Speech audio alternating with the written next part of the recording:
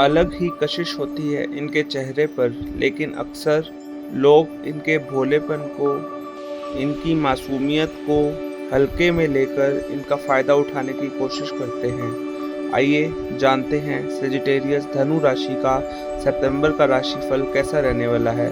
मैं बताऊंगा आपको 7 आपकी सटीक भविष्यवाणियाँ और साथ में बहुत आसान उपाय भी जिनको करके आप अपनी राशि को, अपनी ज़िंदगी को दोष मुक्त कर सकते हैं। तो अंत तक ज़रूर बने रहिएगा मेरे साथ इस वीडियो में। सितंबर का महीना धनु राशि के जातकों के लिए मिश्रित परिणाम लेकर आने वाला है। महीने की शुरुआत में आपको अपने कार्य क्षेत्र में काफ़ी ध्यान देना पड़ेगा। व्यर्थ की, फालतू की गप्पेबाजी करना और लोगों से ज़रूरत से ज़्यादा बातें करना आपको मुसीबत में डाल सकता है। आपका फोकस आपके काम पर ना होने की वजह से आपको कार्य क्षेत्र में परेशानियों का सामना भी करना पड़ सकता है। व्यापार करने वाले जातकों को उग्रता से बचना चाहिए और अपने व्यावसायिक साझेदार से अच्छे संबंध बनाए रखने चाहिए, नहीं तो आप दोनों के बीच कहासुनी से व्यापार पर नकारात्मक असर पड़ सकता है। और यदि आप किसी प्रेम संबंध में हैं तो आपके लिए महीना बहुत महत्वपूर्ण साबित होने वाला है। पंचम भाव के स्वामी मंगल महाराज पूरे महीने आपके सप्तम भाव में विराजमान रहेंगे, इसलिए आप अपने प्यार को पाने के लिए सब कुछ करने को तैयार रहेंगे। आप उनसे अपनी शादी का प्रस्ताव भी रख सकते हैं और उनसे हर कीमत पर शादी करना चाहेंगे। इसको लेकर आपको कुछ विरोध का सामना भी करना पड़ सकता है। यह विरोध आपके परिवार का हो सकता है या फिर आपके पार्टनर के परिवार का हो सकता है, लेकिन आप किसी भी समस्या को बड़ा नहीं मानेंगे और डटे रहेंगे और अंत में आप विजय प्राप्त करेंगे। वक्री शनिदेव की दृष्टि भी आपके पंचम भाव पर रहेगी, जो बीच बीच में आपके प्रीतम को भी दुखी कर सकती है। लेकिन 18 सितंबर से शुक्र तुला राशि में बैठकर पंचम भाव पर पूर्ण दृष्टि डालेंगे, तो यह समय आपके रिश्ते को प्रेम और जुड़ाव से भर देगा। आप एक दूसरे से अटूट प्रेम महसूस करेंगे और अपने रिश्ते को आगे बढ़ाने की मजबूती के साथ अपना पक्ष रखेंगे, जिससे आपको सफलता मिल सकती है। विवाहित जातकों के लिए यह महीना शुरुआत में कुछ तनाव बढ़ने वाला हो सकता है। सप्तम भाव में मिथुन राशि के मंगल की उपस्थिति पारिवारिक जीवन में तनाव और टकराव बढ़ा सकती है। जीवन साथी का रवैया आपको पसंद नहीं आएगा और आप दोनों के बीच लड़ाई झगड़ा भी हो सकता है। सप्तम भाव के स्वामी बुध महाराज भी अष्टम भाव में विराजमान रहेंगे, जो आपको परेशानी भी दे सकते हैं और आपका दिल लगा भी सकते हैं। दिल लगाने से मतलब है किसी और पर्सन की तरफ आपका अट्रैक्शन। 4 सितंबर से बुध सिंह आपकी राशि में आ जाएंगे, तब आप अपने जीवन साथी के साथ लंबी यात्राओं पर जा सकते हैं। यात्राएं अच्छी होंगी, इसे अपने अच्छा समय मिलेगा। आप दोनों को एक दूसरे के साथ समय बिताने का अच्छा मौका मिलेगा और एक दूसरे को समझने और एक दूसरे की समस्याओं को दूर करने में भी मदद मिलेगी। लेकिन कुछ समय के लिए अपनी चिंताओं को दूर रख दीजिएगा, अपने तनाव को दूर रख दीजिएगा, क्योंकि वहाँ पर आपकी पारिवारिक समस्याएं आपको परेशान ना करें। इस चीज़ का ध्यान आपको ही रखना पड़ेगा। 23 सितंबर से बुध कन्या राशि में दशम भाव में प्रवेश कर जाएंगे, तब स्थितियों में अच्छा सुधार देखने को मिलेगा। लेकिन पूरे महीने मंगल का प्रभाव सप्तम भाव और महीने के उपरांत में सप्तम भाव बुध पर रहने के कारण जुबानी जंग जैसी स्थिति बनी रहेगी, इसलिए आपको सावधानी बरतनी पड़ेगी और रिश्ते को संभाल कर रखना पड़ेगा।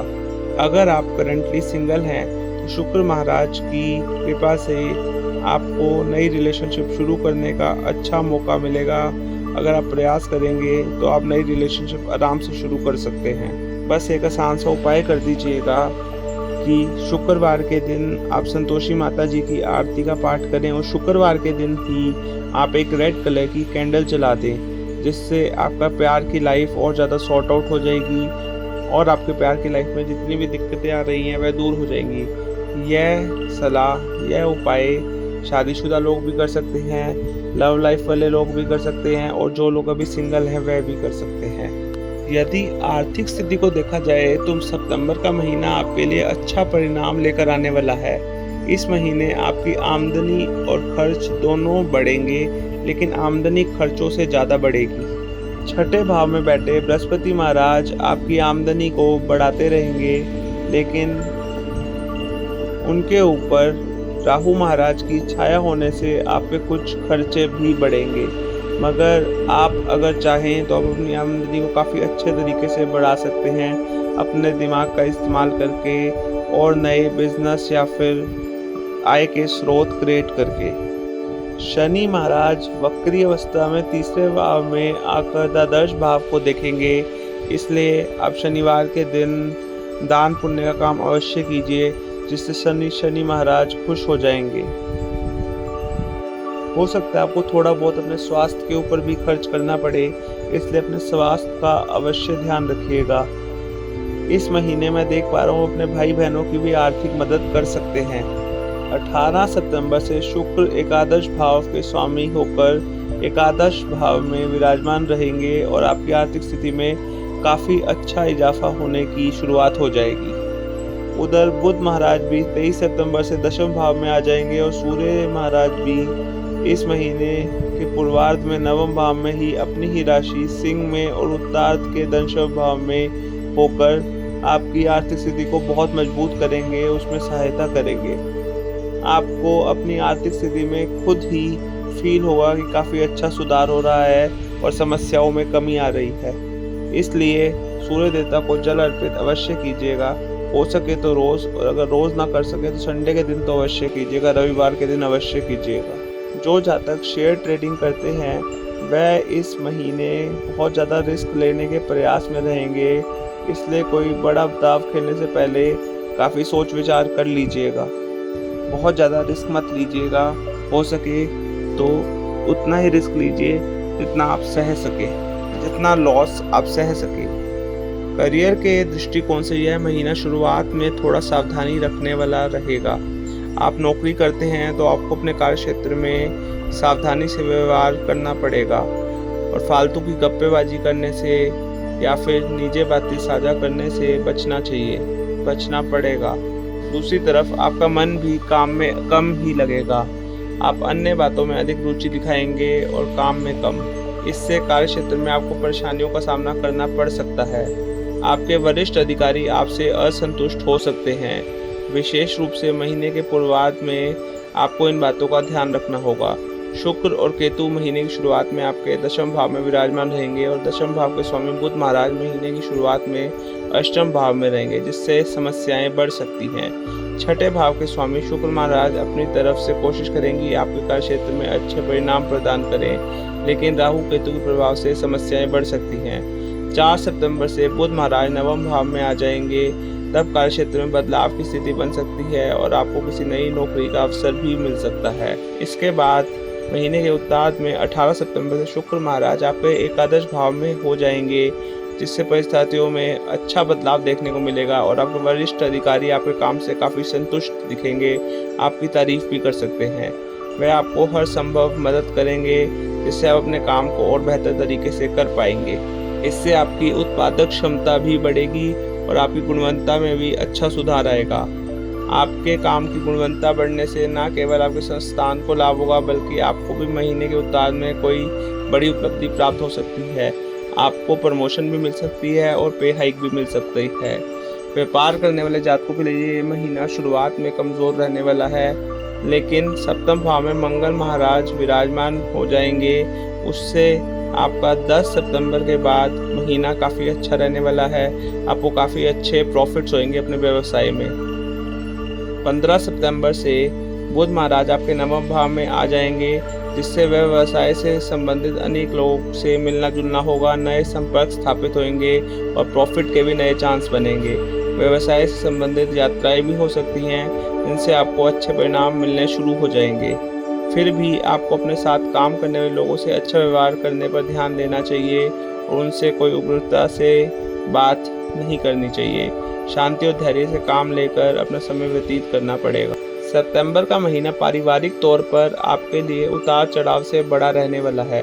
दूसरे भाव के स्वामी शनि महाराज पूरे महीने वक्री अवस्था में तीसरे भाव में विराजमान रहेंगे। अष्टम भाव में बैठे बुध महाराज और छठे भाव में बैठे बृहस्पति महाराज की दृष्टि दूसरे भाव पर होगी, जिससे स्थितियां धीरे धीरे बेहतर होनी शुरू हो जाएंगी। परिवार के लोग एक दूसरे को लेकर कुछ छींटाकशी कर सकते हैं शुरुआत में। विशेष रूप से सप्तम भाव में बैठे मंगल महाराज की दृष्टि दूसरे भाव पर होगी, जिसके कारण परिवार में, घर में कुछ गर्मा-गर्मी हो सकती है, लेकिन परिस्थितियों को सँभालने के लिए आपके प्रयास सार्थक होंगे। चौथे भाव में राहु की उपस्थिति और दशम भाव में शुक्र और केतु प्रभाव तथा मंगल और बृहस्पति की दशम भाव पर दृष्टि पारिवारिक जीवन में कुछ तनाव बढ़ा सकती है। माता-पिता का स्वास्थ्य भी थोड़ा बहुत पीड़ित हो सकता है, लेकिन शुक्र महाराज के एकादश भाव में आ जाने से महीने के बीच में आप सब में प्यार दोबारा से पुनः हो जाएगा। सब एक दूसरे के साथ प्यार से रहना शुरू कर देंगे और फालतू झगड़ों से दूर हो जाएंगे। महीने के उत्तरार्ध में शुक्र एकादश भाव में आ जाएंगे, जिससे आप सबके व्यवहार में फिर से नमी आ जाएगी। आप एक दूसरे के प्रति प्रेम महसूस करेंगे, जो आपके परिवार को जोड़े रखेगा। कोशिश कीजिएगा अपने परिवार में किसी के साथ आर्थिक स्थिति को लेकर झगड़ा ना करें, पैसों को लेकर बिना बात की बहस ना करें, क्योंकि वह आपके लिए मुश्किल क्रिएट कर देगी। यह महीना स्वास्थ्य के दृष्टिकोण से आपका थोड़ा ध्यान रखने वाला ही होगा, क्योंकि राशि स्वामी बृहस्पति स्वयं पूरे महीने छठे भाव में विराजमान रहेंगे, जो कि रोग का भाव होता है। ऐसे में आपको वास जनित पदार्थ से बचना चाहिए। कोलेस्ट्रॉल बढ़ाने और मोटापा बढ़ाने से बचाना होगा खुद को। पेट से जुड़ी समस्याएं भी हो सकती हैं आपको इस महीने। वक्री शनि महाराज की दृष्टि भी आपके पंचम भाव पर रहेगी। बृहस्पति छठे भाव में और महीने की शुरुआत में मंगल सातवें और बुध आठवें भाव में रहेंगे। यह समय शारीरिक समस्याओं में बढ़ोतरी कर सकता है, हालांकि महीने के उत्तरार्ध में स्थिति पहले के मुकाबले सुधर जाएगी और स्वास्थ्य लाभ होगा। फिर भी आपको बीमारी का खतरा बना रहेगा, क्योंकि राशि स्वामी पीड़ित अवस्था में रहेंगे।